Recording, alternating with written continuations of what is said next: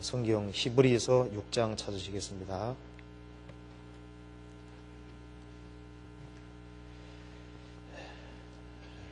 히브리서 6장 16절부터 제가 읽어보겠습니다. 6장 16절입니다. 사람들은 자기보다 더 큰 자를 가리켜 맹세하나니 맹세는 저희 모든 다투는 일의 최후 확정이니라. 하나님은 약속을 기업으로 받는 자들에게 그 뜻이 변치 아니함을 충분히 나타내시려고 그 일에 맹세로 보증하셨나니 이는 하나님이 거짓말을 하실 수 없는 이 두 가지 변치 못할 사실을 인하여 앞에 있는 소망을 얻으려고 피하여 가는 우리로 큰 안위를 받게 하려 하심이라. 우리가 이 소망이 있는 것은 영혼의 닷 같아서 튼튼하고 견고하여 휘장 안에 들어가나니 그리로 앞서가신 예수께서 멜기세덱의 반차를 쫓아 영원히 대제사장이 되어 우리를 위하여 들어가셨느니라. 거기까지입니다.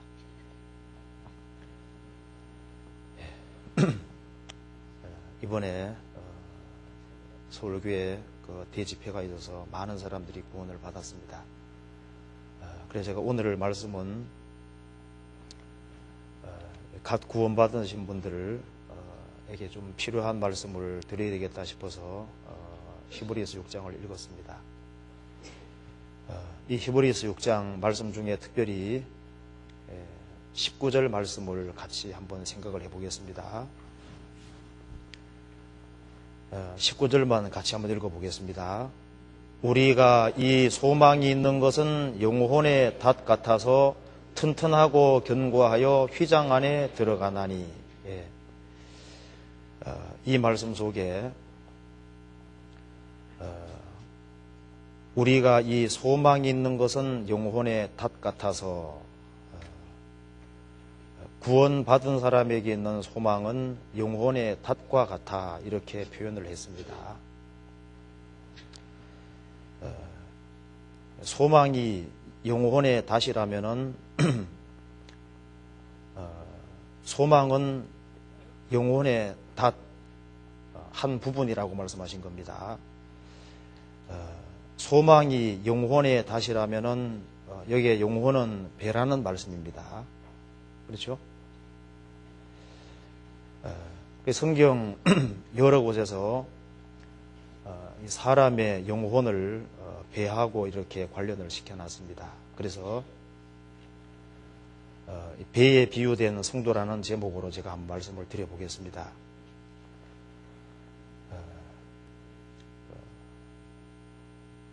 배에 닷이 있는 것처럼 영혼에게도 닷이 있어야 된다고 말씀하셨는데 물론 그 닷은 소망을 얘기를 하고 있습니다.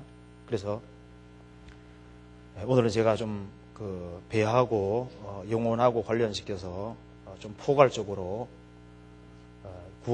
갓 구원받은 사람들 그리고 신앙생활을 한 지 얼마 안 되신 분들은 일종의 항해를 시작했다고 할 수 있습니다. 그렇기 때문에 좀 배하고 관련해서 말씀을 드려보겠습니다. 성경 전체에 비추어 봤을 때 사람의 영혼은 배하고 좀 비슷한 겁니다. 그래서 배 자체하고 관련해서 먼저 생각을 해보면은 배에게 있어서는 제일 중요한 것이 방수겠죠. 튼튼하고 그리고 전복이 되지 말아야 되고 파손이 되지 말아야 될 겁니다. 그것처럼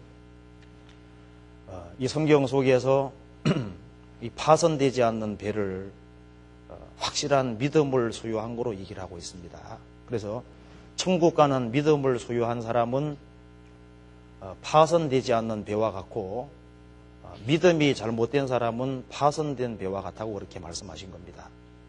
그래서 닷보다가 더 중요한 것은, 즉 소망보다 더 중요한 것은 믿음입니다.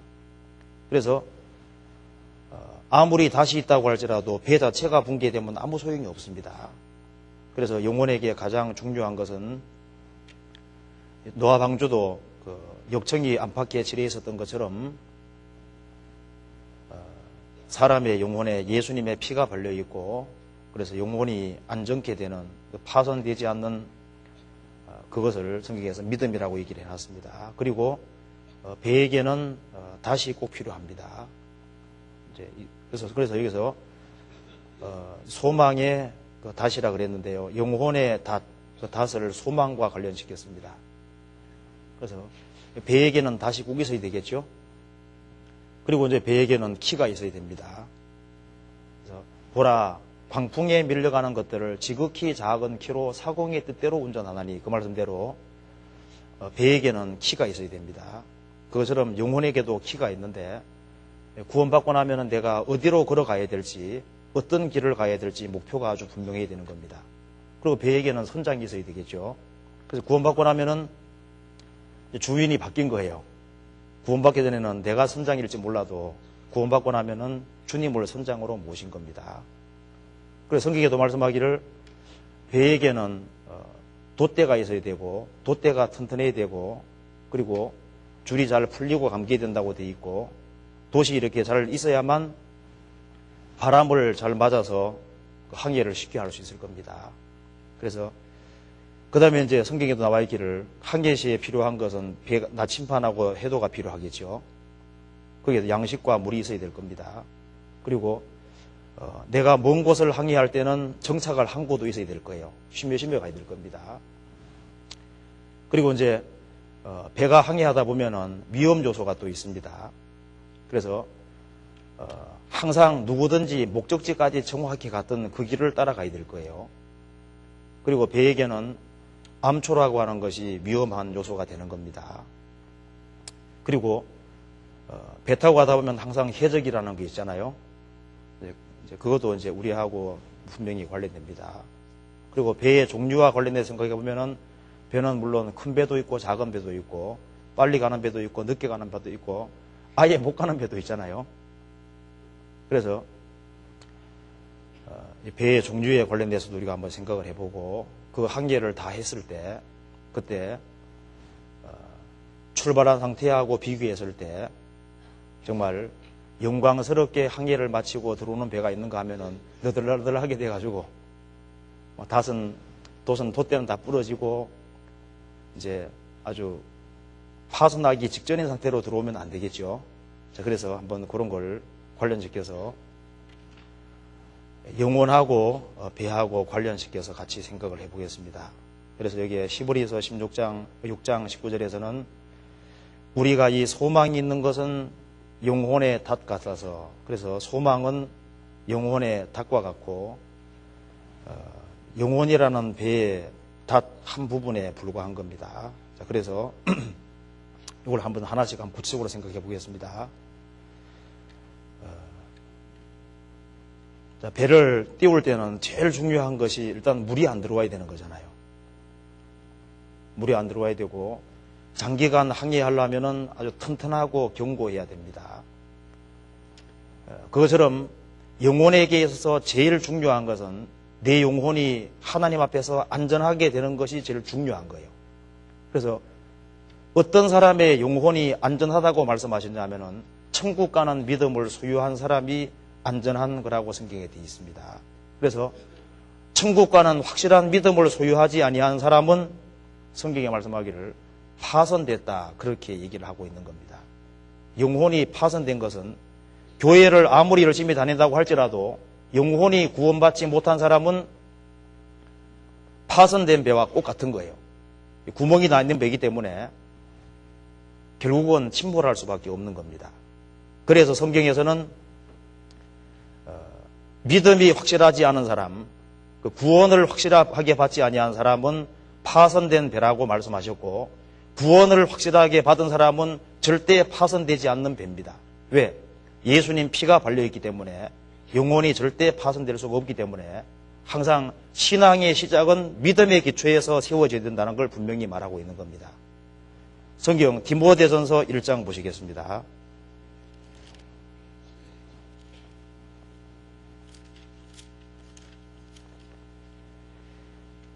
1장 19절.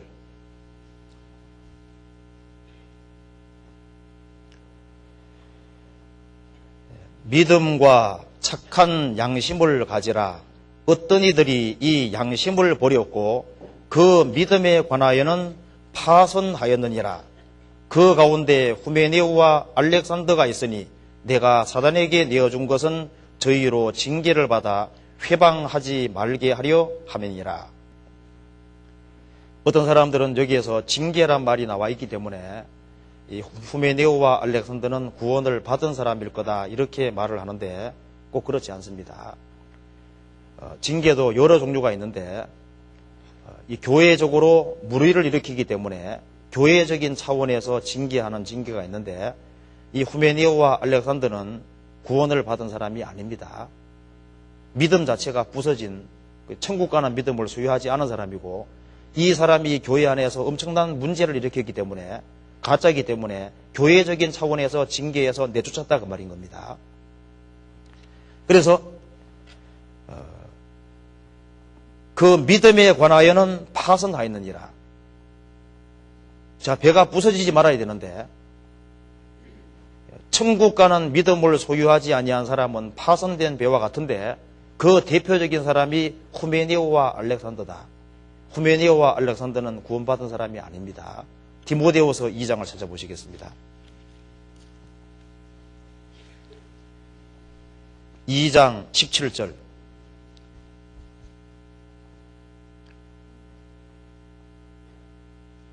저희 말은 독한 창질의 썩어져금 같은데 그 중에 후메네오와 빌레도가 있느니라. 진리에 관하여는 저희가 그릇되었도다. 부활이 이미 지나갔다 하므로 어떤 사람들의 믿음을 무너뜨리느니라. 여기에 후메네오는 그 말하는 것이 독한 창질의 썩어져금 같아. 암과 같아 그 말입니다. 악한 병과 같아 그 말입니다. 이 말이 병균과 같고 암과 같다고 말씀하신 겁니다. 그래서 진리에 관하여는 저희가 그릇되었도다. 부활이 이미 지나갔다 하므로 어떤 사람들의 믿음을 무너뜨리느니라. 이 사람 가짜다 그 말입니다. 그리고 디모데후서 4장 보시겠습니다. 4장 14절에 구리 장색 알렉산더가 내게 해를 많이 보였음에 주께서 그 행한 대로 저에게 갚으시리니 너도 저를 주의하라. 저가 우리 말을 심히 대적하였느니라. 후메네오와 알렉산더는 구원받은 사람이 아닙니다. 그래서 믿음 자체가 어떤 사람입니까? 파선된 사람인 거예요. 그런데 이 영혼이 배가 안전한 것처럼 영혼이 안전하게 되는 것은 유일하게 방주에 안팎으로 역청이 칠해져 있는 것처럼 예수님의 피 공로를 확실하게 받아들인 사람, 그 천국 가는 믿음을 확실하게 소유한 사람, 그 사람이 파선되지 않는 배와 같은 거예요. 예수님 말씀하시기를 내가 저희에게 영생을 주노니 영원히 멸망치 아니할 터요 또 저희를 내 손에서 빼앗을 자가 없느니라. 영혼이 구원함을 얻은 사람은 주님의 손에 확실하게 붙잡힌 사람이기 때문에 저는 넘어지나 아주 엎드러지지 아니하는 것은 주께서 그 손으로 붙드심이로다. 그래서 배에서 가장 중요한 것이 파손되지 않고 방수가 잘 되고 견고한 것, 그것이 가장 중요한 것처럼 신앙의 생활을 시작하는 데 있어서 영혼에서 가장 중요한 것이 그 믿음이라는 겁니다. 믿음. 그래서 믿음이라는 것 위에 천국 가는 그 확실한 믿음, 그리스도를 향한 확실한 믿음 위에서 신앙생활이 시작이 되어야 되는 거예요. 그래서 배에 구멍이 났는데 항해를 시작하려는 사람은 어리석은 사람입니다. 구원을 받지 아니한 상태에서 신앙생활을 하려고 하는 사람은 어리석은 사람인 거예요. 그 사람은 멀리 가면 갈수록 위험한 겁니다. 그잖아요. 그래서 성경에서는 항상 믿음의 기초에서 모든 것이 세워져야 된다는 걸 분명히 말하고 있는 겁니다. 베드로후서 1장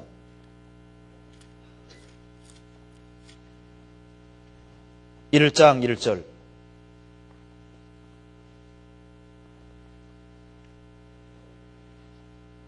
예수 그리스도의 종과 사도인 시몬 베드로는 우리 하나님과 구주 예수 그리스도의 의를 힘입어 동일하게 보배로운 믿음을 우리와 같이 받은 자들에게 편지하노니.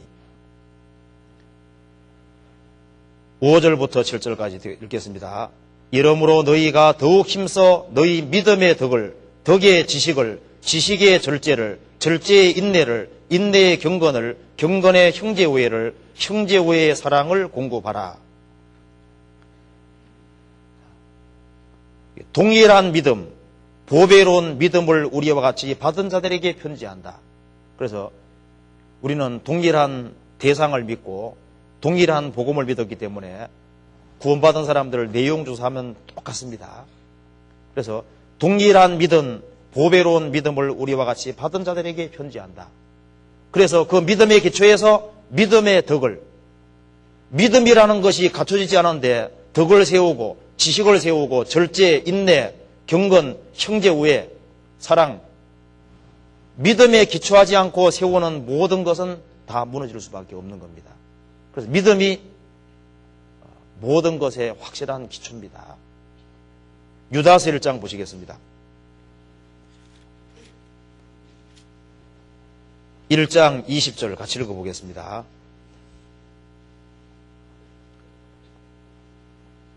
398페이지입니다. 1장 20절. 사랑하는 자들아, 너희는 너희의 지극히 거룩한 믿음 위에 자기를 건축하며 성령으로 기도하며. 유다서 받는 사람에게 말했습니다. 사랑하는 자들아, 너희는 너희의 지극히 거룩한 믿음 위에, 천국 가는 그 확실한 믿음, 그 믿음 위에 자기를 건축해라. 그리스도를 통해서 구원을 확실하게 받은 그 확고한 그 믿음 위에 자기를 건축해야 된다. 그렇지 아니하면은 다 무너지는 겁니다. 그래서 답보다가 더 중요한 것이, 즉 소망보다 더 중요한 것이 믿음인 겁니다. 믿음.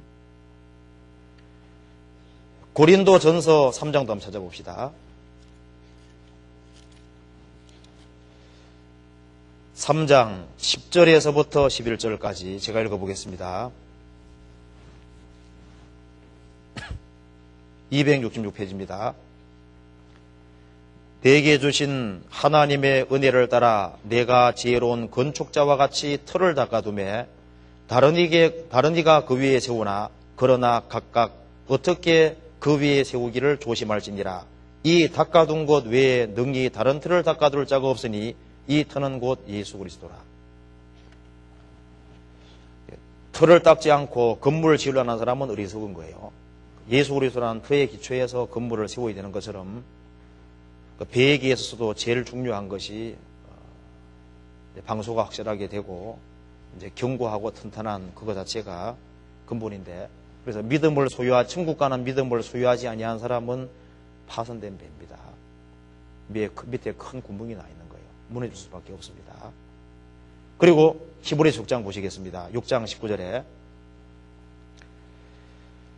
그 다음에 있어야 될 것이 이게 소망이라고 얘기를 했는데, 그 소망을 배에 다시 꼭 필요한 것처럼 영혼에 다시 필요한데 그것이 소망이라고 얘기를 하신 겁니다.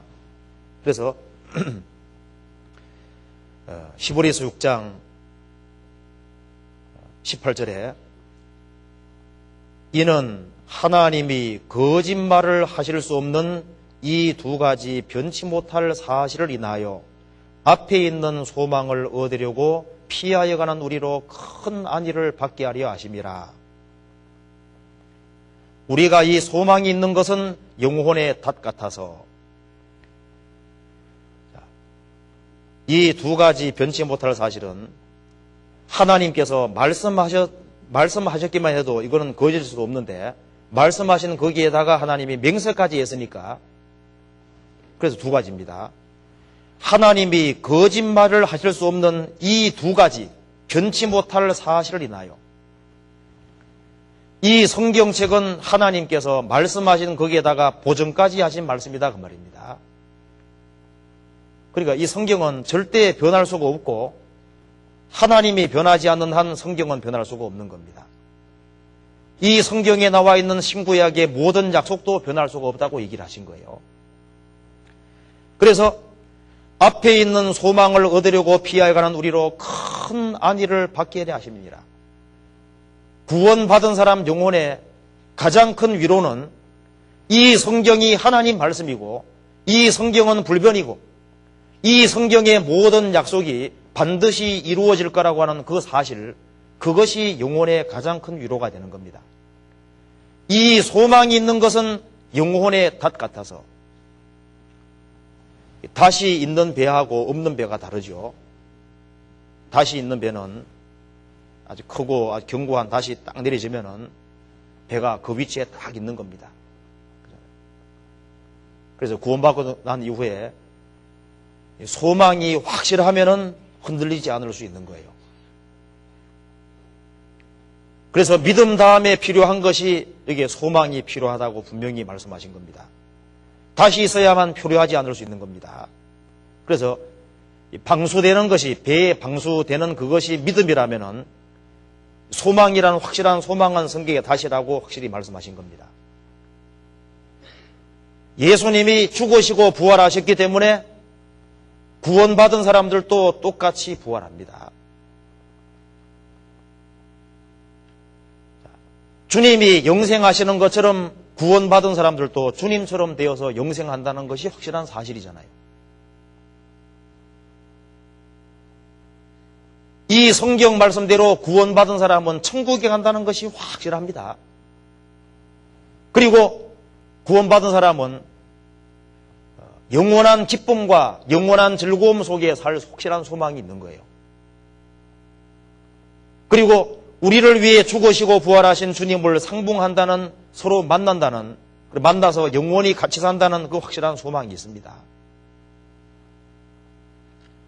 자, 구원을 받고 난 이후에 이 말씀을 굳게 붙잡는 것은 영혼의 닷을 가지고 있는 것과 꼭 같은 겁니다. 그래서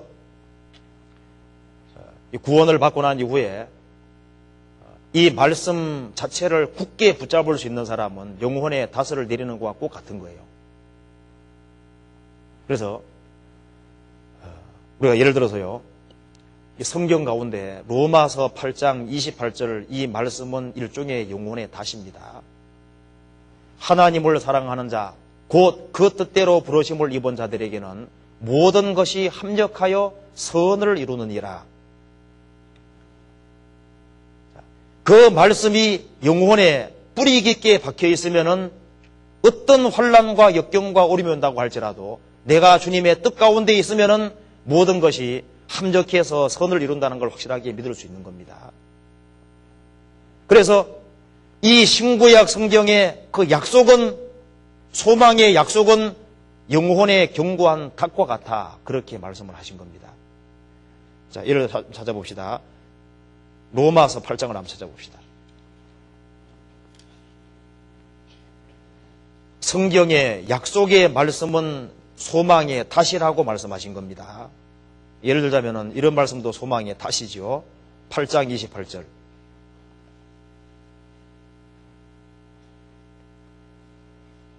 같이 읽어보겠습니다. 우리가 알거니와 하나님을 사랑하는 자, 곧 그 뜻대로 부르심을 입은 자들에게는 모든 것이 합력하여 선을 이루느니라. 이런 말씀이 일종의 영혼의 닷이다 그 말입니다. 이 성경에 하나님이 약속하신 그 약속의 말씀은 소망의 닷과 같은 겁니다. 우리가 알거니와 하나님을 사랑하는 자, 구원받은 사람이 하나님을 사랑합니다. 구원받은 사람은 하나님의 뜻대로 부르심을 입은 자들인 거예요. 그 사람은 모든 것이 합력하여, 모든 것이라는 것은 구원받고 진리 가운데 살아가는 사람에게 벌어지는 모든 상황과 모든 일을 가리키는 겁니다. 거기에는 좋은 일도 있고 안 좋은 일도 있고 여러 가지 풍파도 있고 문제 같은 것도 다 있을 수 있습니다. 그런데 모든 것이 합력하여 함께 어우러져서 보이지 않는 하나님의 선과 하나님의 뜻을 이루느니라. 우리 살아가는 속에서 당장 이해가 안 되는 일들이 많이 있습니다. 그 모든 것 속에 이런 것이 포함되어 있습니다. 35절에 누가 우리를 그리스도의 사랑에서 끊으리요? 모든 것 속에는 환난이 포함되어 있는 겁니다. 왜 내게 이런 환난이 있을까? 그리고 공고는 곤란하고 괴로운 일, 또 이 공고 속에 질병까지 포함됩니다. 왜 내게 이런 질병이 오냐 그 말입니다. 왜 이유 없는 핍박이 오고 기근이나 적신이나 육신적으로 사업이 어렵게 된다든가 육신적으로 굉장히 곤란 중에 빠질 때가 있죠.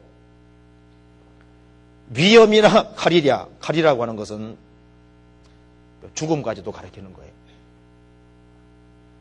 그런데 하나님을 사랑하는 사람, 그 뜻대로 부르심을 입은 자들에게는 모든 것이 합력하여 선을 이루느니라.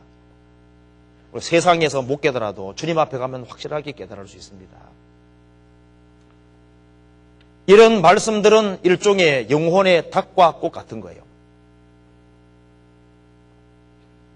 사람이 감당할 시험밖에는 당한 것이 없나니 오직 하나님은 미쁘사 너희가 감당치 못할 시험 당함을 허락지 아니하시고 시험 당할 즈음에 또한 피할 길을 내사 너희로 능히 감당하게 하셨느니라.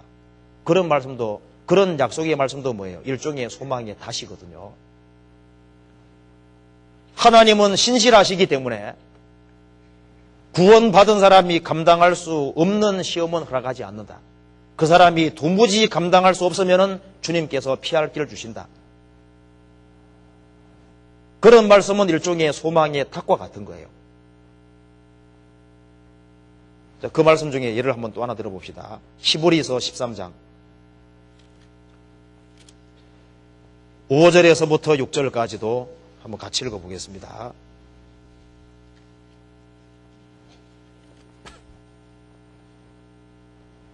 같이 읽어볼까요? 돈을 사랑치 말고 있는 바를 족한 줄로 알라. 그가 친히 말씀하시기를 내가 과연 너희를 버리지 아니하고 과연 너희를 떠나지 아니하리라 하셨느니라. 그러므로 우리가 담대히 가로되 주는 나를 돕는 자신이 내가 무서워 아니하겠노라. 사람이 내게 어찌하리요 하노라. 이런 말씀들이 영혼에 깊이 박혀있는 사람은 일종의 소망의 닷을 가지고 있는 사람과 꼭 같은 겁니다. 돈을 사랑치 말고 있는 바를 족한 줄로 알라. 주님께서, 우리를 구원하신 주님께서 친히 말씀하시기를 내가 과연 너희를 버리지 아니하고 과연 너희를 떠나지 아니하리라 하셨느니라. 주님이 나를 떠나지 아니하시고 나를 도와주겠다고 말씀하셨기 때문에 이런 말씀들을 굳게 약속의 말씀을 붙잡는 것은 뭐예요? 이건 일종의 영혼의 탁과 같아 그 말입니다. 주는 나를 돕는 자신이 내가 무서워 아니하겠노라. 사람이 내게 어찌하리요 하노라. 구원받고 난 이후에 하나님께서 약속하신 그 약속의 말씀을 굳게 붙잡을 때 그것은 일종의 영혼의 탓하고 똑같은 거예요. 이사야 41장 우리가 잘 아는 구절도 같이 읽어봅시다. 이사야 41장 10절 이거 외우는 사람들 많습니다. 10절 같이 읽어보겠습니다. 두려워 말라 내가 너와 함께함이니라. 놀라지 말라 나는 내 하나님이 됨이니라. 내가 너를 굳세게 하리라. 참으로 너를 도와주리라. 참으로 나의 의로운 손으로 너를 붙들리라. 이거 약속이잖아요. 성경에 나와 있는 모든 약속은 일종의 소망의 닷입니다. 두려워 말라 이 말은 두려운 상황이 생길 수 있기 때문입니다. 놀라지 말라 이 말은 놀라는 상황이 생길 수 있기 때문입니다. 두려워 말라 내가 너와 함께함이니라. 놀라지 말라 나는 내 하나님이 됨이니라. 내가 너를 굳세게 하리라. 참으로 너를 도와주리라. 참으로 나의 의로운 손으로 오른손으로 너를 붙들리라. 주님이 도와주신다고 말씀하셨는데 무슨 걱정이냐 그 말입니다. 그래서 배에게 닷이 있어야 됩니다. 닷이 있어야만 배가 흔들리지 않을 수 있는 거예요. 떠내려가지 않을 수 있는 겁니다. 구원받은 사람이 훈계를 굳게 붙잡고 말씀을 굳게 붙잡으면 그 사람은 세상으로 떠내려가는 그런 일은 없을 거예요. 그래서 이 성경 속에서 영혼에 다시 필요한데, 배에게 다시 있는 것처럼 영혼에게 다시 필요한데, 그것이 성경에서 말씀하신 거짓이 없으신 하나님이 약속하신 이 약속, 그 소망의 말씀, 그 모든 것이 일종의 다시라고 말씀하신 겁니다. 그리고 배에게는 키가 꼭 있어야 됩니다. 키가 없으면 어떻게 되겠습니까? 배가 정상적인 방향으로 항해를 할 수 없을 거예요. 성경 야고보서 3장 찾아봅시다. 3장 4절에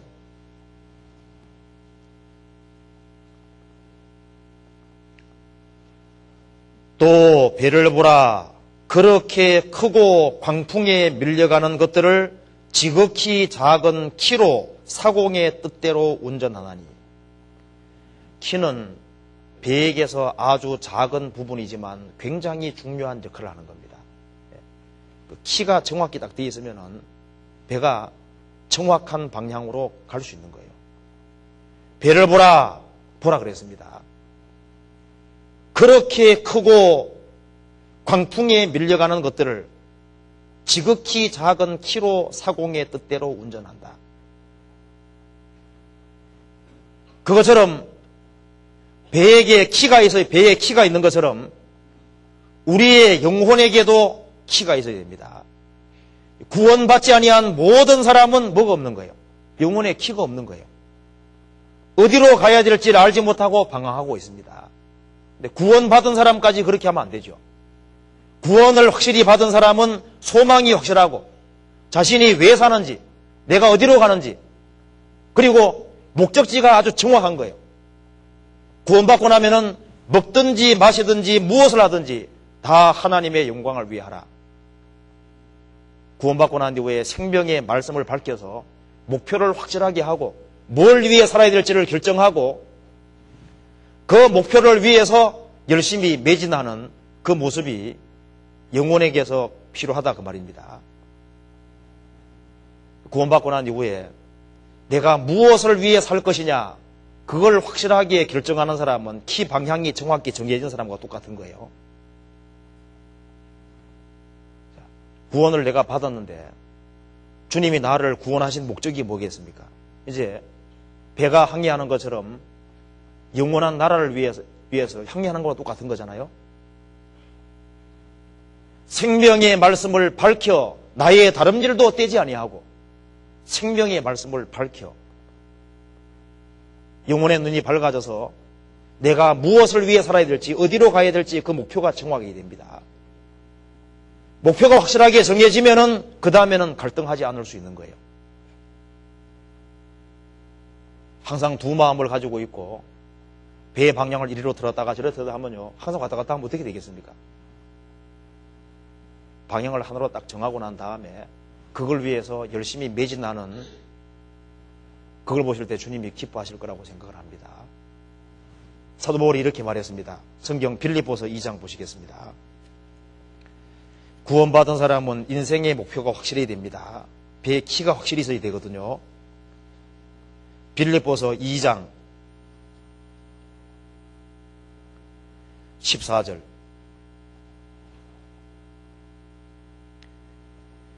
이는 너희가 흠없고 순전하여 어그러지고 거스리는 세대 가운데서 하나님의 흠없는 자녀로 세상에서 그들 가운데 빛들로 나타내며 생명의 말씀을 밝혀 나의 다름질로 헛되지 아니하고 수고도 떼지 아니하므로 그리스도의 날에 나로 자랑할 것이 있게 하려 함이니라. 이 험악한 세상에서 생명의 말씀을 밝혀, 2번 밑에 혹 붙들으라고 되어 있죠. 생명의 말씀을 밝혀 생명의 말씀을 굳게 붙잡고, 그리고 나의 다름질로 두지 아니하고 목표를 정확히 잡고 그 다음에 열심히 다름질해야 됩니다. 빌립보서 3장 14절 같이 읽어보겠습니다. 표대를 향하여 그리스도 예수 안에서 하나님이 위에서 부르신 부름의 상을 위하여 쫓아가노라. 표대를 향하여 방향을 확실히 잡아야 됩니다. 물고기도 지느러미와 비늘이 있는 것이 하나님께서 정하다 그랬습니다. 좌우 지느러미는 방향 키와 똑같은 거예요. 꼬리 지느러미는 추진력입니다. 그래서 주님의 뜻이 무엇인지를 알고 그 뜻을 향해서 열심히 달려가는 그런 것이 주님 볼 때 바른 거예요. 그래서 배에 키가 있는 것처럼 영혼에도 키가 있습니다. 키는 작은 겁니다. 구원받고 난 이후에 내가 무엇을 위해 살 것이냐는 그 결심은 작은 것일 수 있는 거예요. 근데 그 확실한 그 마음의 결정과 결심이 필요한 겁니다. 그리고 배에게서는 제일 중요한 것이 그 속에 선장이 꼭 있어야 되는 겁니다. 그래서 예수님의 피는 방수 역할을 했다면 예수님 자신은 배의 선장과 똑같은 거예요. 그래서 구원받기 전에는 영혼의 주인이 누구였습니까? 내 자신이 영혼의 주인이었습니다. 내가 내 마음대로 배를 몰고 다녔을지 몰라도 구원받고 나면 다릅니다. 예수님은 그리스도인 동시에 주입니다. 너희 마음에 그리스도를 주로 삼아 거룩하게 하고, 그래서 믿음으로 말미암아 그리스도께서 너희 마음에 계시게 하옵시고, 구원받고 나면은 이제 주객이 바뀐 거예요. 그래서 이 배의 주인이 따로 있는 겁니다. 우리 영혼의 주인이 누구예요? 주님께서 우리 영혼의 주인인 겁니다. 그래서 사도 바울이 이렇게 얘기했습니다. 갈라디아서 2장 20절을 보시겠습니다. 갈라디아 2장 20절에 2장 20절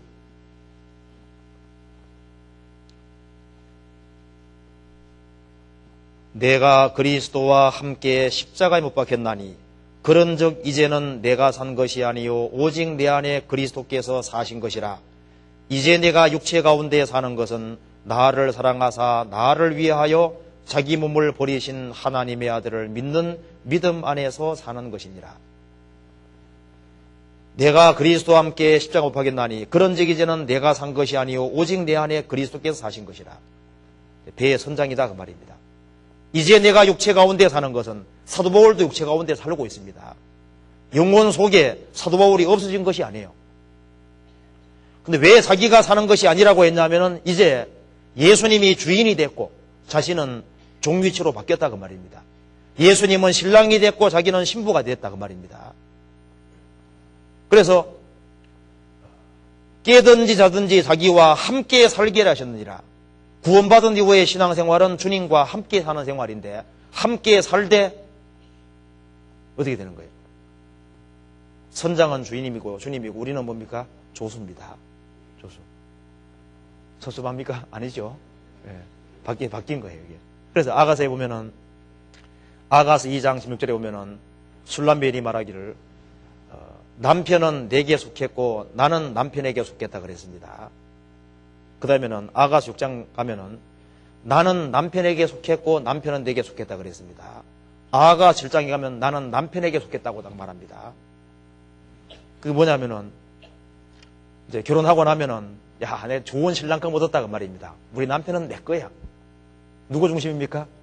아내 중심이잖아요.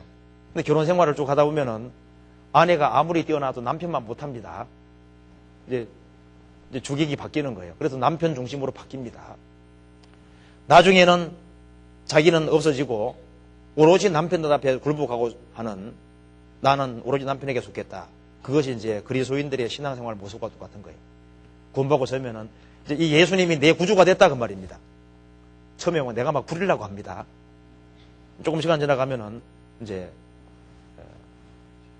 나는 주님께 속했고 주님은 내게 속했다. 나중에 나는 주님께 속하였다 오로지. 근데 같이 사는 같이. 그래서 신앙생활에 있어서 일종의 그 영혼은 배를 영혼으로 비유했는데요. 영혼을 배로 비유했는데 배에는 선장이 필요한 것처럼요. 신앙생활에서 성경 말씀하기를 범사에 어떻게 하라 그랬습니까? 너는 범사에 그를 인정하라. 주님 앞세우라고 되어 있잖아요. 아니 주님 지켜보시오. 내가 배를 한번 몰아볼게요. 까지 잘못하면은 암체에 부딪힐지도 모릅니다. 그래서 너는 범사에 그를 인정하라 그랬습니다. 스스로 지혜롭게 여기지 마라 그랬죠. 그래서 주님을 자기 앞에 모시고 살아가는 그것이 가장 안전한 길이기 때문에 그렇게 얘기를 하시는 겁니다. 성경 한번 찾아봅시다. 시편 16편에 보세요.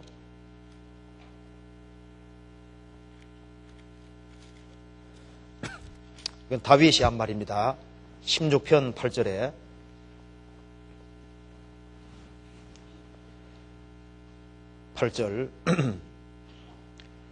내가 여호와를 항상 내 앞에 모시며 그가 내 우편에 계심으로 내가 요동치 아니하리로다. 내가 여호와를 항상 내 앞에 모시며, 그러니까 주님을 머리로 받들고 주님을 앞세우고 살은 것을 얘기를 하고 있습니다. 주님을 모시고 살았다 그 말입니다. 배의 선장이 주님이다 그 말입니다. 시편 54편 보시겠습니다. 3절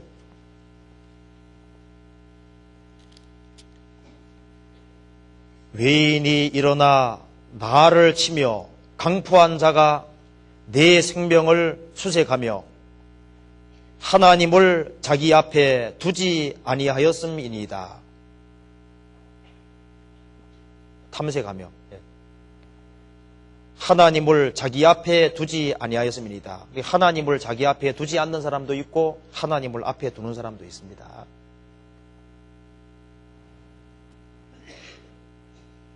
그래서 하나님을 구원받고 난 이후에 앞에 모시고 살아가는 그것이 항해할 때 모습하고 똑같은 거예요. 너는 범사에 그를 인정하라. 그리하면 내 길을 지도하시리라. 스스로 죄롭게 여기지 말지어다. 그래서 영혼이라는 이 배 속에 주님이 주인으로 계시고 주님을 모시고 살면 그것이 가장 안전한 모습이라고 할 수 있습니다. 그런데 그러지 않고 주님을 뒷전으로 하고 자기 주장과 자기 주관대로 하다가는 큰 위험에 처할 수가 있는 거예요. 성경 마가복음 4장을 한번 예를 들어 봅시다. 마가복음 4장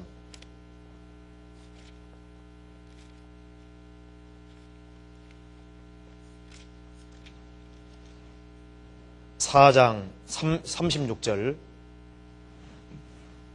주님을 모시고 가는 배는 안전합니다.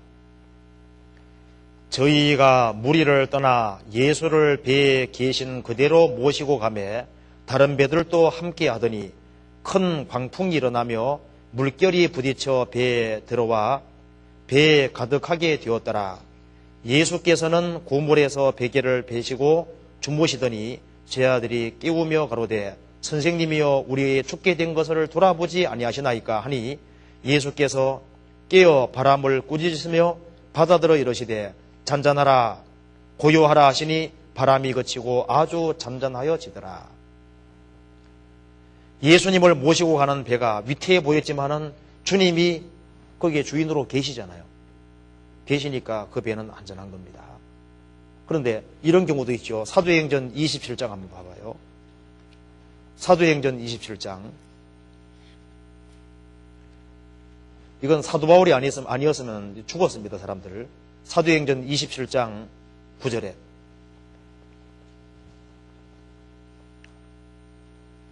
사도 바울이 이제 로마로 압송되어서 가는 길에 배를 타고 가야 되는 겁니다. 그런데 사도 바울은 지금 이 시점에서는 항해하지 않는 게 좋겠다고 얘기를 했는데 결국은 사도 바울의 말을 무시하고 항해하다가 큰 위험에 처했던 적이 있습니다. 9절에 여러 날이 걸려 금식하는 절기가 이미 지났으므로 행선하기가 위태한지라 바울이 저희를 권하여 말하되 여러분이여 내가 보니 이번 행선이 하물과 배만 아니라 우리의 생명에도 타격이 많은 손해가 있으리라 하되 백부장이 선장과 선주의 말을 바울의 말보다 더 믿더라. 그래서 14절에 얼마 못되어 14절에 섬 가운데로서 유라굴라라는 광풍이 대작하니 배가 밀려 바람을 맞추어 갈 수 없어 가는 대로 두고 쫓겨가다가 그래서 나중에 배의 짐까지 다 풀어버리고 나중에 파선해가지고 목숨만 겨우 살아나는 이런 일들도 있었습니다. 그래서 구원을 받은 사람이 구원받고 난 이후에 인생을 주님께 맡기지 아니하고 주님을 뒤로 하고 자기 생각과 자기 주장대로 하다가 신앙적으로 큰 낭패를 보고 손해보는 그런 경우가 많이 있는 겁니다. 그래서 제일 안전한 길은 주님 뒤를 따라가는 것이 제일 안전한 길인 거예요. 그러니까 그건 쉬운 길이다 그 말입니다. 쉬운 길. 그리고 배가 항해를 잘하기 위해서는 배에게는 돛대가 있고 이거 옛날 성경은 옛날에 기록된 거니까요. 옛날 배로 이렇게 생각을 해야 됩니다. 지금 현대 배를 자꾸 생각하면 안 됩니다. 현대 배로 생각하면 안 되고 이 성경이 기록당할 당시에 그 배에 바람으로 가는 그 배를 생각해야 되는 거예요. 그래서 이 돛대가 있고 돛대의 줄이 잘 풀리고 감기고 그 돛이 이렇게 있고 그렇게 해야만 바람 받아서 잘 갈 수가 있는 거예요. 그런 성경 구절을 한번 찾아봅시다. 이사야 33장 봅시다. 이사야 33장 23절에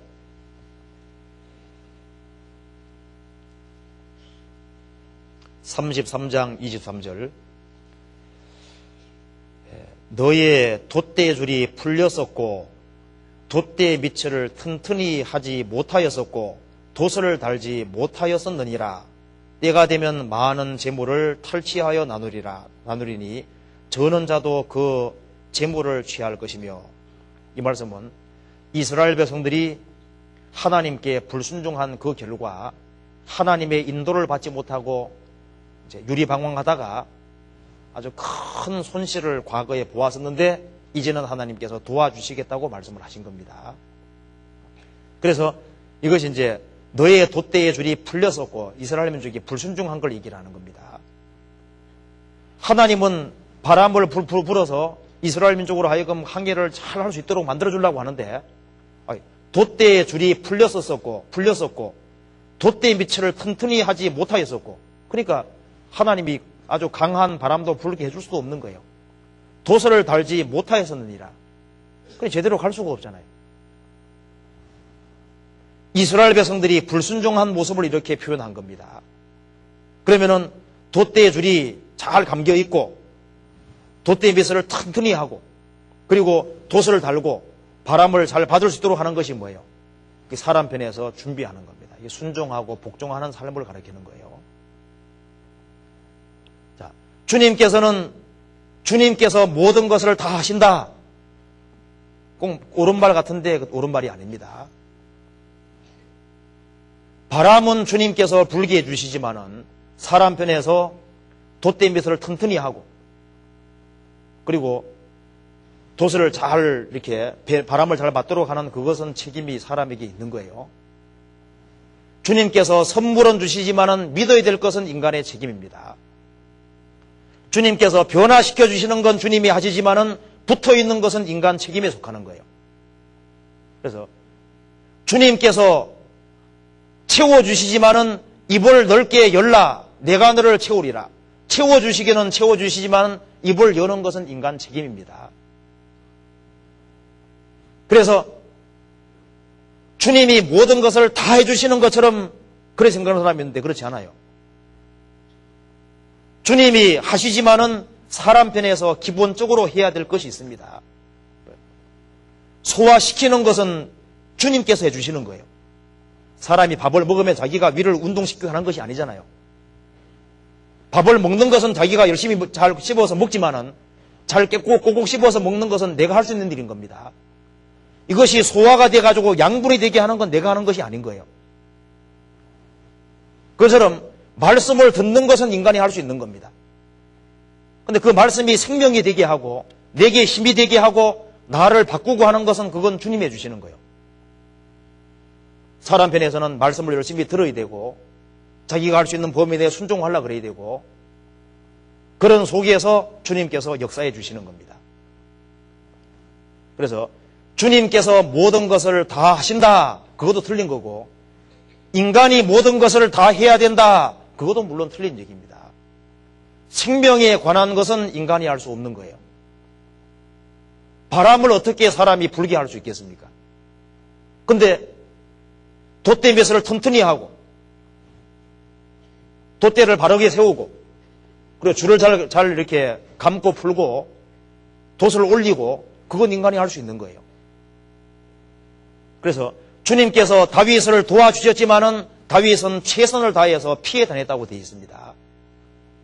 사울이 다윗을 죽이려고 할 때 다윗이 나 죽이려면 죽이라 이렇게 한 거 아니에요. 창을 사울이 던질 때 다윗은 최선 다해서 피했습니다. 주님은 도와주셨지만은 다윗은 자기가 할 수 있는 건 다 한 거예요. 사울이 군대 풀어서 다윗을 죽이려 할 때 어떻게 했습니까? 다윗은 최선 다해 도망 다녔습니다. 나중에 굴 속에 숨어들어서 굴 속에 숨어드는 것까지가 자기가 할 최선인 겁니다. 그리고 말하기를 나는 하나님께 피한다고 그렇게 기도했던 겁니다. 그래서 우리가 이런 데 있어서 우려에 빠지지 말아야 됩니다. 각 구원받은 사람은 까지 잘못하면은 주님이 모든 것을 다 해주시는 것처럼 해가지고 있잖아요. 인간이 해야 될 기본적인 도리라든가 의무까지 무시하는 그런 경우가 있는데 그건 올바른 것이 아닌 거예요. 그래서 바람은 주님께서 불게 해주시는 겁니다. 그래서 배가 한 개를 살려면 바람을 잘 받아야 되는데 바람을 잘 받을 수 있도록 마음을 주님께로 향하고 하는 건 인간 책임에 속하는 겁니다. 그래서요, 예수님의 제자들이 복음을 전하러 가기 전에 주님께서 뭐라 그랬습니까? 먼저 성령부터 받아야 된다 그랬죠? 오직 너희에게 성령이 임하시면 너희가 권능을 받고 예루살렘과 온 유대와 사마리아 땅끝까지 이르러 내 증인이 되리라. 바람을 받는 것처럼 성령의 역사와 성령의 도우심을 받아야만 항해할 수 있는 거예요.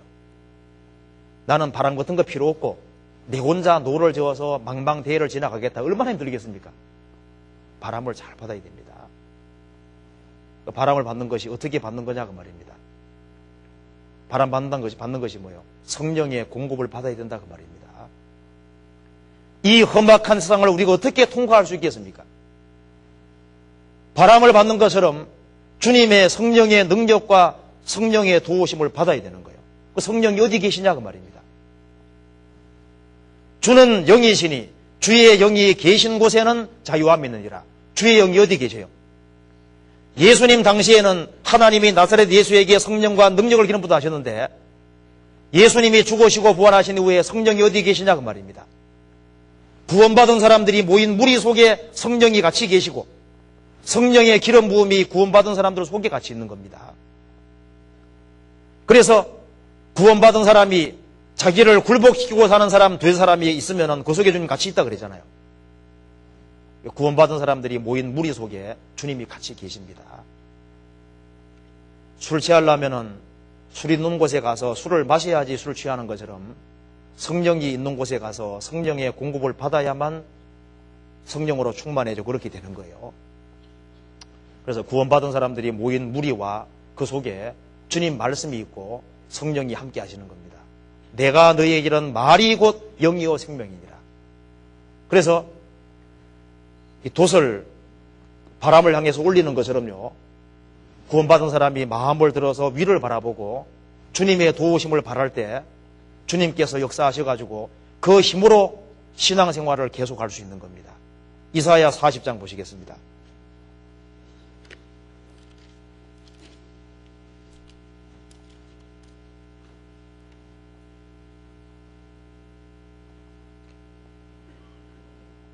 이사야 40장 28절 너는 알지 못하였느냐 듣지 못하였느냐 영원하신 하나님 여호와 땅끝까지 창조하신 자는 피곤치 아니하시며 곤비치 않으시며 명철이 한이 없으시며 피곤한 자에게는 능력을 주시며 무능한 자에게는 힘을 더하시나니 그 다음 같이 읽어보겠습니다. 소년이라도 피곤하며 곤비하며 장정이라도 넘어지며 자빠지되 오직 여호와를 앙망하는 자는 새 힘을 얻으리니 독수리에 날개치며 올라감 같을 것이요 다른 박질하여도 곤비치 않으겠고 걸어가도 피곤치 아니하리로다. 구원받지 아니한 사람은 노를 저어서 대륙을 항해하려고 하는 대양을 항해하는 사람 똑같은 거예요. 구원받은 사람은 마음을 주님께로 열고 주님의 도우심을 바라는 속에서 같이 교제하고 살아가면은 그 속에서 주님의 도우심과 주님의 보이지 않는 힘이 있습니다. 그래서 여기 말하기를 피곤한 자에게는 능력을 주시며 무능한 자에게는 힘을 더하시나니 소년이라도 피곤하며 곤비하며 장정이라도 넘어지며 자빠지되. 현대인은 피곤합니다. 그러니까 직장생활을 하라 가정생활을 하랴 얼마나 힘들어요. 근데 구원받은 사람은 신앙생활까지 하잖아요. 구원받은 사람에게 그리스도인들이 하는 식으로 신앙생활을 하라 그러면 어떻게 하겠습니까? 뭐 장정이든 누구든 다 넘어 자빠질 겁니다. 그런데 구원받은 사람은 이상하게도 새로운 힘이 있습니다. 이게 말하기를 오직 여호와를 앙망하는 자는 새 힘을 얻으리니, 새로운 힘을 주님께서 계속 주시는 겁니다. 독수리에 날개치며 올라감 같을 것이요 모든 것을 극복하는 힘이죠. 다른 박질하여도 곤비치 않게 걸어가도 피곤치 아니로다. 계속적으로 달려갈 수 있는 힘을 주님께서 주신다 그 말입니다. 내 혼자 힘으로 노를 지어서는 대양을 항해하기 어려울지라도 이 바람을 받으면 잘 갈 수 있습니다. 그래서 보이지 않는 주님의 힘이 있고 그것이 구원받은 무리 가운데 같이 거하는 겁니다. 그렇기 때문에 구원받고 난 이후에 교회라는 것이 뭔지를 알아야 되고 교회 안에 주님의 성령의 공급이 뭔지를 알아야 됩니다. 그래서 구원받은 사람들이 모인 무리 속에, 교제 속에 주는 영이시니 주의 영이 계신 곳에는 자유함이 있느니라. 주의 영이 같이 계시고 주님의 영이 바꾸시는 게 있는 거예요. 그리고 이제 이 배가 항해하는 데 있어서 갖춰야 될 기본적인 것들을 한번 생각해 보면 그 배가 항해하려면 뭐가 있어야 되겠습니까? 나침반하고 배가 해도가 있어야 될 거예요. 바다 지도가 있어야 되고 나침반이 있어야 됩니다. 그것처럼 이 신앙의 항해에 있어서 필요한 것이 뭘까요? 나침반과 해도에 해당되는 것이 뭘까요? 그게 뭘까요? 하나님 말씀이죠. 그래서 주의 말씀은 내 발의 등이요 내 길의 빛이니이다. 그래서 주님 말씀은 나침반 역할을 하고 주님 말씀은 해도와 같은 역할을 하는 겁니다. 바다 항해하는 사람은 바다 길을 잘 알아야 됩니다. 그래서 이 신앙의 길은 말씀을 따라서 잘 가야만 정확히 갈 수 있는 거예요. 주의 말씀은 내 발의 등이요 내 길의 빛이니이다. 그리고 항해하는 사람은 기상관측의 길을 잘 기울여야 됩니다. 우리는 주님 음성을 잘 들어야 되는 거예요.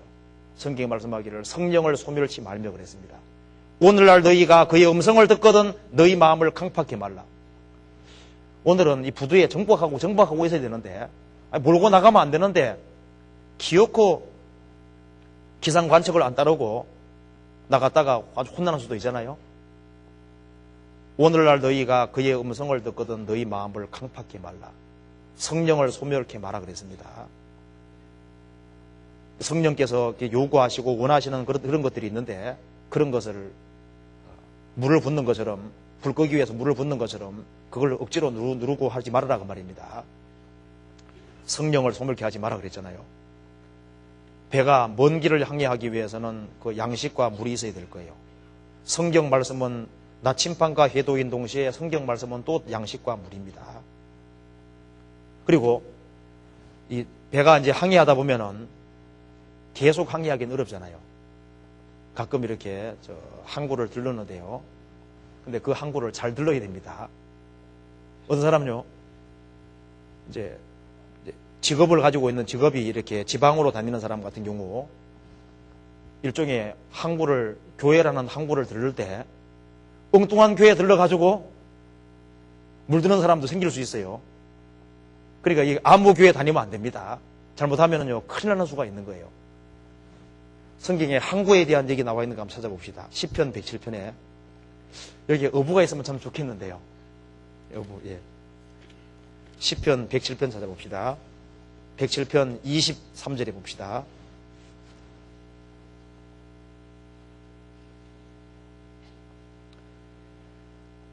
선척을 바다에 띄우며 큰 물에서 영업하는 자는 여호와의 행사와 그 기사를 바다에서 보나니 여호와께서 명하신즉 광풍이 일어나서 바다 물결을 일으키는도다. 저희가 하늘에 올랐다가 깊은 곳에 내리니 그 위험을 인하여 그 영혼이 녹는도다. 저희가 이리저리 구르며 취한 자같이 비틀거리니 지각이 혼돈하도다. 이에 저희가 그 근심 중에서 여호와께 부르짖음에 그 고통에서 인도하여 내시고 광풍을 평정히 하사 물결로 잠잠케 하시는도다. 저희가 평온함을 인하여 기뻐하는 중에 여호와께서 저희를 소원의 항구로 인도하는도다. 제가 베타문에게 얘기 들어보니까 파도가 5m 치면요, 배 탄 사람은 10m랍니다. 5m 올라갔다가 또 내려가거든요. 그러니까 파도 5m 치면은 배는 10m로 왔다 갔다 하는 거랍니다. 그래서 이거 읽어드리니까 꼭 맞대요. 베타문은 얘기 안 하는데 꼭 맞답니다. 그래서 하늘에 올랐다가 깊은 곳에 내리니 그 위험을 인하여 그 영혼이 녹는도다. 이거 아주 꼭 이렇다고 이야기하더라고요. 그리고 이제 저희를 소원의 항구로 인도하시는도다. 그래서 먼 길을 항해할 때는 가끔 항구에 들를 필요가 있습니다. 그것처럼 이 교회가 일종의 항구입니다. 항구. 근데 구원받은 사람들이 모인 무리가 진짜 꼭 필요한 항구라고 할 수 있는데, 항구에 잘못 들르면 아주 약탈당하고 손해보는 경우도 많잖아요. 그래서 그 다음에 또 한 가지 생각할 것은, 이 항해하는데 위험 요소도 우리가 꼭 짚고 넘어가야 됩니다. 그래서 이 항해를 할 때는 반드시 목적지까지 정확히 간 길을 정확히 알 필요가 있는 거예요. 그렇잖아요. 그것처럼 구원받은 사람은 구원받고 난 이후에 정말 이 성경 속에서 천국까지 갔던 그 사람 길을 따라야 되는 겁니다. 화이 있을진저 이 사람들이여 가인의 길에 행하였으며, 가인의 길은 그 망하는 길이거든요. 구원받은 사람은 아벨의 길을 가야 됩니다. 아벨은 양을 죽이고 그 피의 길이잖아요. 아브라함과 이삭과 야곱의 길입니다. 애굽에서 가나안까지 가는 길인 거예요. 예수님이 걸어갔던 발자취고 사도들이 갔던 그 길을 그대로 따라가야 되는 겁니다. 즉 좁은 문을 통과하고 좁은 길을 다 가면 천성이 나오는 거예요.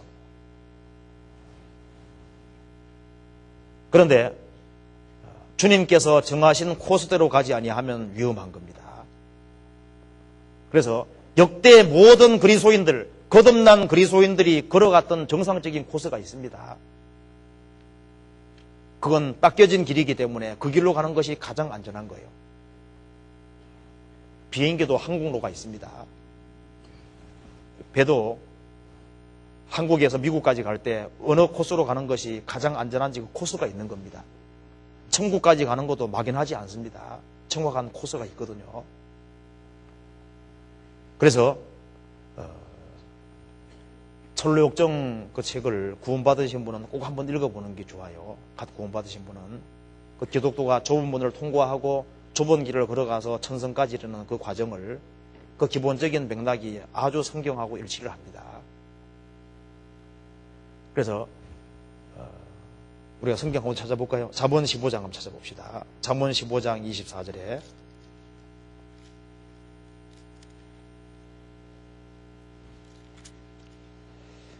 같이 읽어보시겠습니다.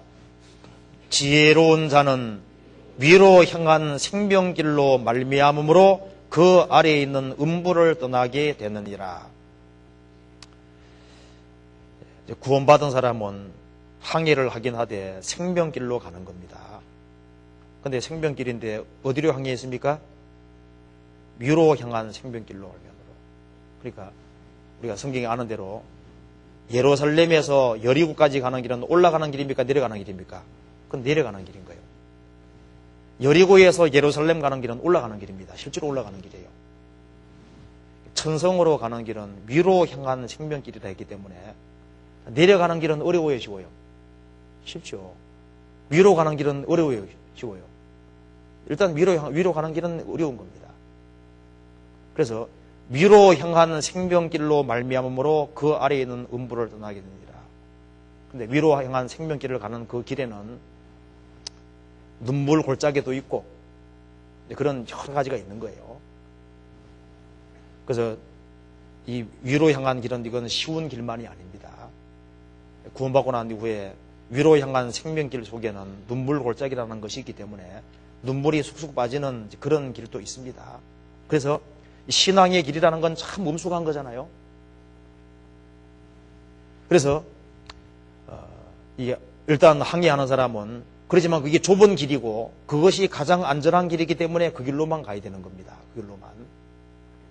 그리고 배가 항해하는 데 있어서 위험한 것은 암초인 거예요. 암초. 이건 우리가 좀 반드시 짚고 넘어가야 됩니다. 유다서 1장 한번 찾아봅시다. 유다서 1장.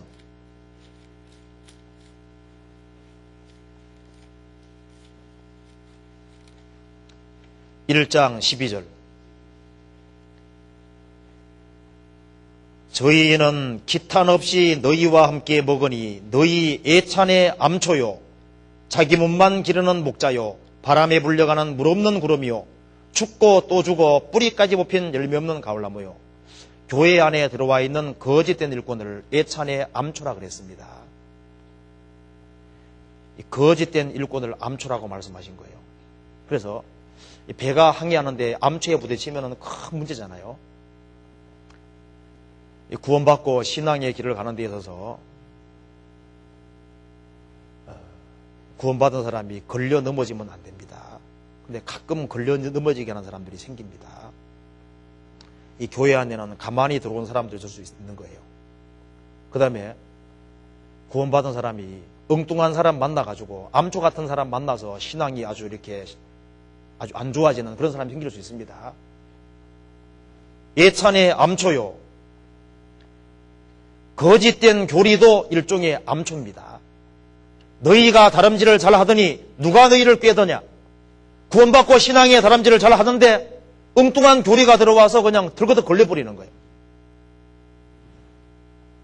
그리고 육신에 속한 이런 잘못된 행동들 때문에 다쳐가지고 영혼에 큰 상처를 받고 마음에 큰 문제가 되고 그런 경우가 생길 수 있는 겁니다. 그래서 구원받고 난 이후에 주님 앞에 가는 그날까지 그 신앙의 길을 그 항해하는 그 길에 이 암초 같은 것이 이게 위험한 거예요. 그래서 구원받은 사람들 중에 혹시 거짓된 일꾼들을 만나서 그런 거짓된 것을 받아들이면 일종의 암초로 작용합니다.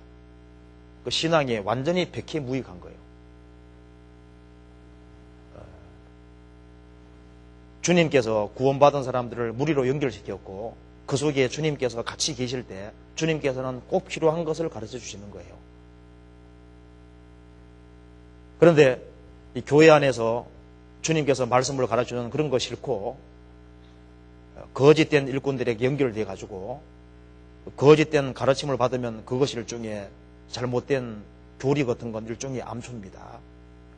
그래서 도덕적으로 죄를 지은 사람들은 돌아오는 경우가 생겨도 잘못된 교리에 오염된 사람은 돌아오는 사람이 거의 드물어요.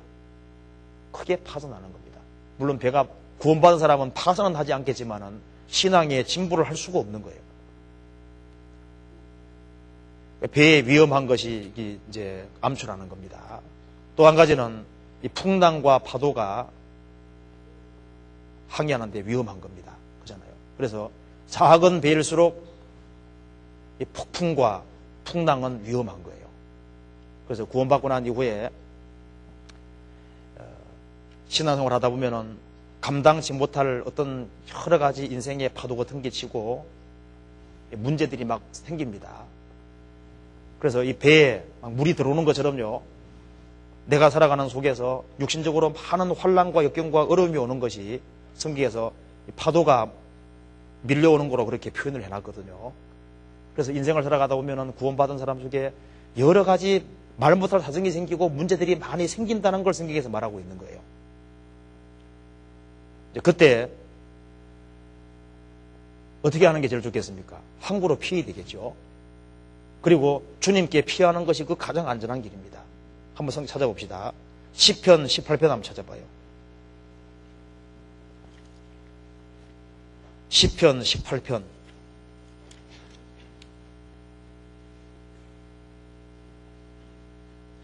4절에 봅시다. 다윗이 위험을 당한 것을 이렇게 표현했습니다. 사망의 줄이 나를 얽고 불의의 창소가 나를 두렵게 하였으며, 사망의 줄이 나를 얽고 불의의 창소가 나를 두렵게 하였으며. 시편 69편에 또 봅시다. 69편 1절에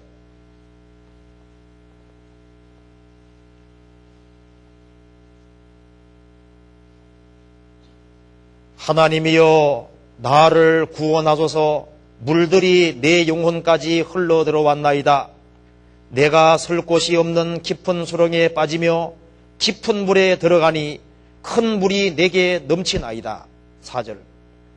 무고히 나를 미워하는 자가 내 머리털보다 많고 물이 내 원수가 되어 나를 끊으려 하는 자가 강하였으니 내가 취치 아니한 것도 물어주게 되었나이다. 여기에 다윗이 큰 곤란 당하는 걸 이렇게 표현했습니다. 하나님이여 나를 구원하소서. 물들이 내 영혼까지 흘러 들어왔나이다. 내가 설 곳 없는 깊은 수렁에 빠지며 깊은 물에 들어가니 큰 물이 내게 넘치나이다. 이 배에 막 물이 넘치는 것처럼 영혼에 막 엄청난 혼란과 어려움이 몰려오는 겁니다. 그래서 무고히 나를 미워하는 자가 내 머리털보다 많고 물이 내 원수가 되어 나를 끊으려는 하는 자가 강하였으니 내가 취치 아니하는 것도 물어주게 되었나이다. 살아가는 속에서 많은 대적이 생기고 많은 문제들이 생기는 그것이 일종의 파도다 그 말입니다. 그런데 구원받은 사람은 주님이 같이 계시기 때문에 안전한 거예요. 시편 124편 보시겠습니다. 1절. 124편 1절. 이스라엘은 이제 말하기를 여호와께서 우리 편에 계시지 아니하시고 사람들이 우리를 치러 일어날 때 여호와께서 우리 편에 계시지 아니하셨다면 그때 저희의 노가 우리를 대하여 맹렬하여 우리를 산채로 삼켰을 것이며 그때의 물이 우리를 음몰하며 시내가 우리 영혼을 잠갔을 것이며 그때에 넘치는 물이 우리 영혼을 잠갔을 것이라 할 것이로다. 우리를 저희 이에 주어 씹히지 않게 하신 여호와를 찬송할지로다. 주님이 우리 편에 계시지 않았다면 우리는 망할 뻔했다 그 말입니다. 침몰할 뻔했다 그 말입니다. 그런데 물이 우리를 음몰하며 시내가 우리 영혼을 잠갔을 것이며 그때 넘치는 물이 우리 영혼을 잠갔을 것이라 할 것이로다. 그런데 구원받은 사람들이 망하지 아니하는 이유가 뭘까요? 주님이 같이 계시기 때문에. 그래서 우리가 인생이라는 그 항해를 하다 보면은 많은 대적이 생기죠. 나를 사사건건 물고 늘어지는 사람도 생깁니다. 나를 무수히 핍박하는 사람도 생기고 많은 환난과 역경과 내 주변에 이상한 일들이 많이 벌어지는 거예요. 그것이 일종의 파도처럼 내게 밀려오는 겁니다. 그때 가장 안전한 것은 주님께 피하는 것이 제일 안전한 거예요. 그래서 내 속사정을 주님께 토하고 주님께 도움을 구하는 그것이 필요한 겁니다. 그리고 항해하는데 이게 해적이 문제입니다. 해적. 그렇잖아요. 그것처럼 해적이 뭘까요? 마귀죠. 마귀. 인생이라는 이 길을 항해할 때 마귀는 우리 영혼은 못 뺏어가도 우리가 신앙적인 진보를 이룩하지 못하도록 하기 위해서잖아요. 끊임없이 죄의 화살을 쏘아대고 어떻게 하든 간에 우리를 지연시키고 신앙적으로 나아가지 못하도록 하기 위해서 일종의 약탈자입니다. 영혼에 있는 걸 계속 뺏어가거든요. 근신하라 깨어라 너희 대적 마귀가 우는 사자같이 돌아다니며 삼키를 차를 찾나니 마귀로 틈을 타지 못하게 하라 그랬습니다. 어떤 배는요 해적이와 약탈해 가면 어떻게 됩니까? 그 속에 있는 좋은 거 막 몽땅 뺏어가 버립니다. 그래서 마귀는 죄의 불화살을 쏘아대서 우리 영혼에 있는 필요한 것 좋은 것들을 다 뺏어가는 거예요. 그래서 구원받고 난 이후에 주님을 향한 사랑, 성도를 향한 그 사랑, 그 다음에 구원 안 받은 사람을 불쌍히 여기는 그 사랑, 그 그 사람을 이 마귀 약탈해 가는 겁니다. 죄는 도적과 똑같은 거예요. 그래서 마귀가 역사를 합니다. 그래서 신앙생활 하는 데 있어서 이 마귀가 구원받은 사람 배후에 있어요. 멀리 있는 것이 아닙니다. 가까이 있거든요. 마귀로 틈을 타지 못하게 하라. 마귀가 틈을 탑니다. 그래서 그 신앙생활 하는데 위험 요소가 되는 거예요. 그리고 또 한 가지 생각할 것은 배의 종류를 한번 생각해 봅시다. 배가 여러 종류잖아요. 그것처럼 구원받은 사람도 가지각색입니다. 구원받은 사람도 여러 종류의 사람이 있습니다. 그런데 처음 구원받을 때는 구원받은 사람은 배로 치면 그건 작은 배인 거예요. 우리가 이제 보통 이렇게 머리가 크다, 작다 그렇게 말할 때 머리는 똑같잖아요. 어떻게 머리가 크다, 작다고 할 수 있겠어요? 마음은 똑같은데 마음이 넓다, 좁다 그런 말 하잖아요. 똑같은 영혼인데 영혼이 더 많은 것을 포함시킬 수도 있고 더 적은 걸 포함시킬 수도 있습니다. 배도 작은 배가 있고 큰 배가 있는 것처럼, 근데 구원받고 처음에는 사실 작은 배라고 할 수 있는 거예요. 그래서 조금만 풍랑이 일어도 위태위태합니다. 자, 구원받고 신앙이 성장한다는 것은 뭐예요? 그건 작은 배들 중에 큰 배가 점점 되어 가는 겁니다. 그래서 배가 커지면은 많은 걸 실을 수도 있죠. 더 많은 걸 운반할 수도 있습니다. 구원받고 세월이 흐르면 흐를수록 작은 배에서 큰 배로 발전해가는 것과 좀 비슷한 거예요. 어린애가 탄생해서 자라면 되게 자라면은 아버지 뜻을 알고 아버지 생각을 알고 아버지가 원하는 걸 하라고 할 겁니다. 어릴 때는 아버지의 마음을 잘 몰라요. 근데 구원받고 점점 자라면은 하나님이 뭘 원하시는지를 알고 하나님 뜻을 행하기를 원하게 되는 겁니다. 그리고 어린애들은 조그만 어려운 것도 견디기 어렵습니다. 조금 자라면은 잘 견디잖아요. 신앙이 커질수록 환난과 역경 그런 걸 더 잘 견딥니다. 애들은 이기적이지만은 좀 자라면은 남을 생각할 줄도 알고 남을 배려할 줄 알잖아요. 구원받고 신앙이 성장할수록 자기 중심적인 것에서 하나님 중심으로 이웃 중심으로 이렇게 바뀌는 거예요. 그리고 구원받고 신앙이 성장하면 더 희생하고 기꺼이 수고하기를 원하는 그런 마음이 있을 겁니다. 그래서 구원을 받고 신앙이 성장하면 성장할수록 작은 배에서 점점 커지는 큰 배라고 할 수 있는 거예요. 그래서 이 점점 확실히 더 견고해지고 어떤 풍랑이 와도 흔들리지 않는 그런 배로 발전할 겁니다. 그 다음 배 중에는 빨리 가는 배도 있죠. 어떤 배는 또 느릿느릿 가는 배도 있어. 어떤 배는 아예 못 가. 어떤 배가 열심히 노를 젓는데 하나도 못 가는 겁니다. 맨 제자리요.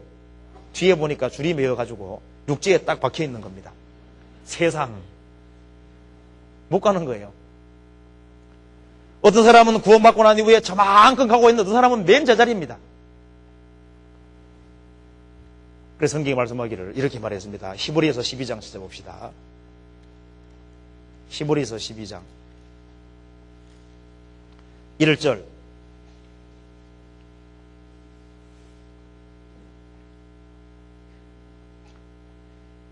이러므로 우리에게 구름같이 둘러싼 허다한 증인들이 있으니 모든 무거운 것과 얽매이기 쉬운 죄를 벗어버리고 인내로서 우리 앞에 당한 경주를 경주하며.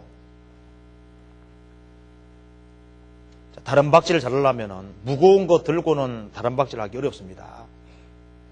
그리고 얽매이기 쉬운 죄를 벗어버리고, 얽매인 게 있으면 달려갈 수가 없잖아요. 그래서 얽매이기 쉬운 죄를 벗어버리고, 그래서 이 죄에게 붙들리면은 신앙이 진부할 수 없거든요. 그래서 마귀는 어떻게 하든 간에 구원받은 사람들을 세상줄로 묶어가지고 기꺼이 신앙생활을 열심히 하는 것을 막으려고 하는 거예요. 그래서 우리 살아가는 속에서 좀 불필요한 모임들이 있으면은 봐서 이거는 전혀 내게 아무 도움이 안 된다 싶으면요, 그런 줄도 좀 끊는 것이 필요해요. 그래서 신앙적으로 내가 장애되는 열심히 달려가는데 장애되는 그런 거 끊는 것이 필요합니다. 그래서 그렇게 해서 잘 달려가야 되는 거예요.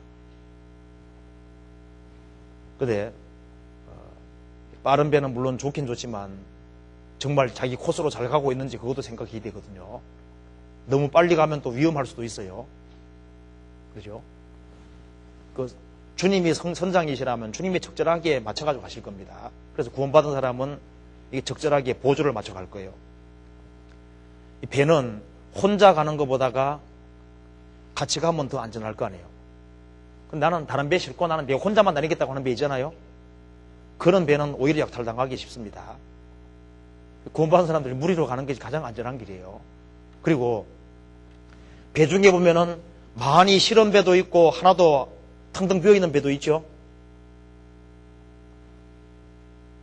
자, 구원받고 난 이후에 구원받은 사람 영혼 속에는 뭔가 신령한 것도 들어가 있고 뭐가 좀 들어가 있어야 될 거예요.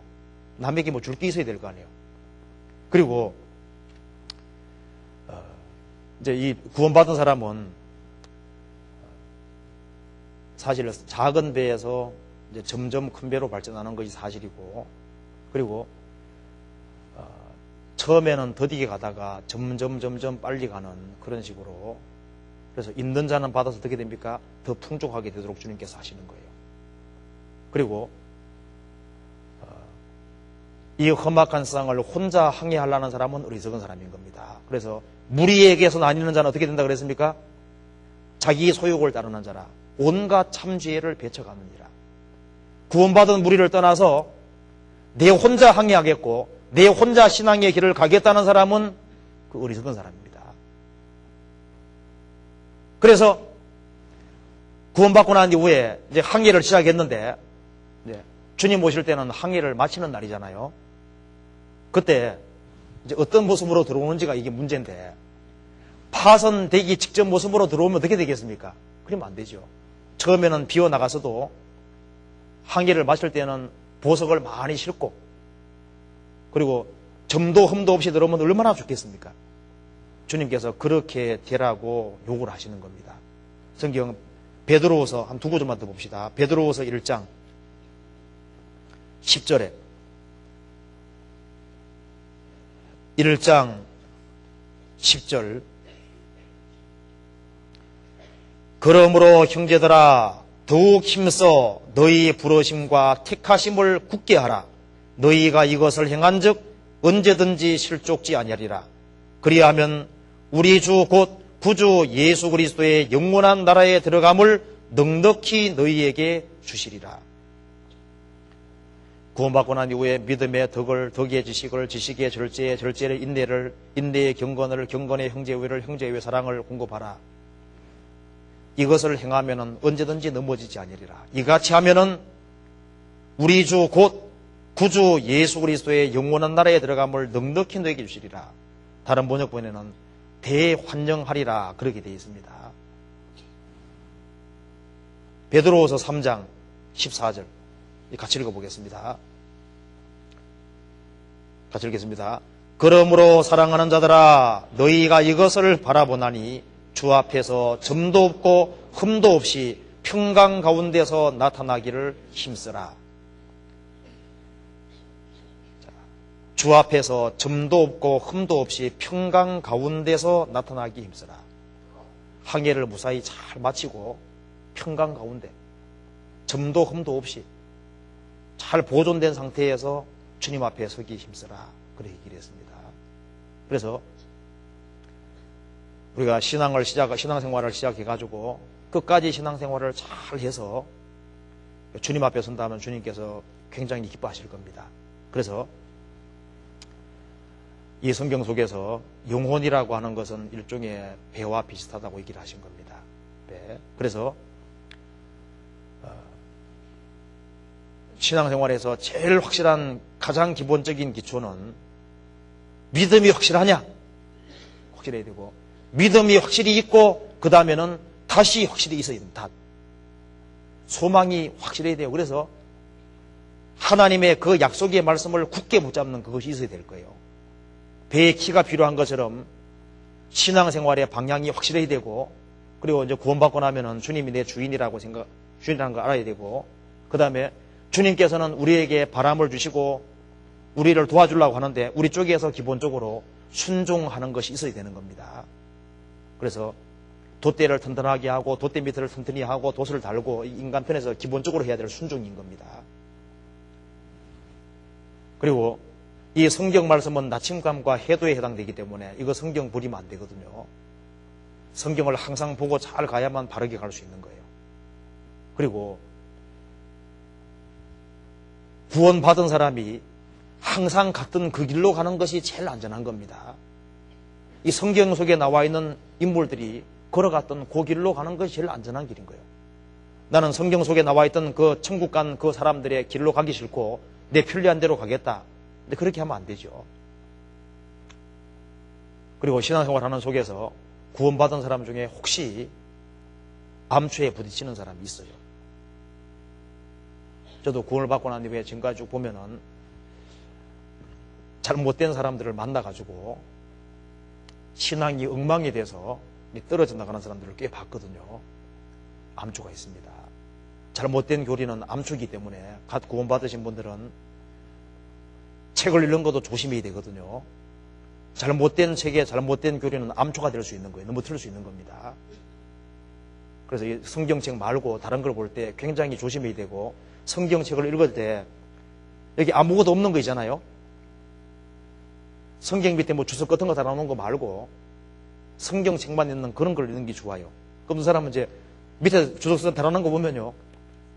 설명하는 거 보면서 밑에 똑같이 설명하나 그거 보거든요. 주석 달아놓은 것이 틀린 것도 너무 많습니다. 그래서 그런 거 좀 조심해야 돼요. 그리고 구원을 받은 사람에게도 마귀가 완전히 도망간 게 아닙니다. 내 영혼은 못 뺏어가도 마귀가 해적처럼요. 날 넘보고 넘어뜨리려고 신앙생활을 진보하지 못하도록 하려고 노력할 거예요. 그리고 구원받고 좀 신앙이 든든해졌다고 해가지고 갓 구원받은 사람 함부로 판단하면 안 됩니다. 우리도 처음 구원받고 처음엔 다 똑같이 조그마한 배에 불과한 거예요. 신앙생활 하는 속에 점점 커지는 겁니다. 그렇기 때문에 조그만 혼란 때문에 너무 막아가지고 마음이 휘청휘청한다고 해가지고 함부로 판단하고 함부로 경멸하고 그렇게 할 것이 아닙니다. 누구든지 처음엔 다 그럴 수 있는 거예요. 그래서 다윗도 처음에는 내가 많이 흔들리지 않는다고 하다가 이제 크게 요동치 아니하리로다. 나중엔 요동치 않는다 그랬습니다. 점점 더 견고해지는 겁니다.